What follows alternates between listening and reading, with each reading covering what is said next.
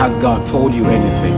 If God has told you what to do, or God has given you a plan, or He has shown you what your destiny is going to look like, stop going around to look for confirmations from prophets, pastors, or whatever. Everything you need is in the Word.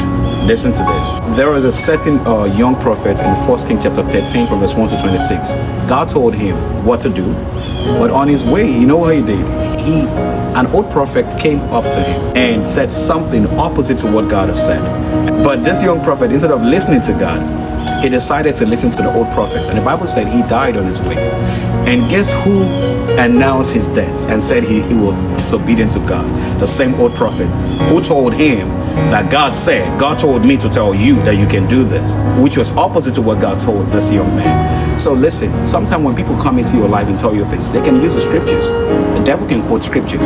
So just because I'm your pastor, if I'm telling you something to do and it contradicts what God has told you to do, and God has given you confirmations, you don't need to do what I'm asking you to do. Listen, partial obedience is disobedience to God. And disobedience to God can cut your destiny short. And I just want to tell you this. You succeeded. You got this far without anybody's help, but by the grace of God. So stay aligned with God. Stay connected with God. And pay attention to what God is saying, not what man is saying. Pastor Frank, I'm not the standard. God is the standard. Looking unto Jesus, the author and finisher of our faith. Who are you going to listen to? God or the old prophet? God or the young prophet? God or the motivational speaker?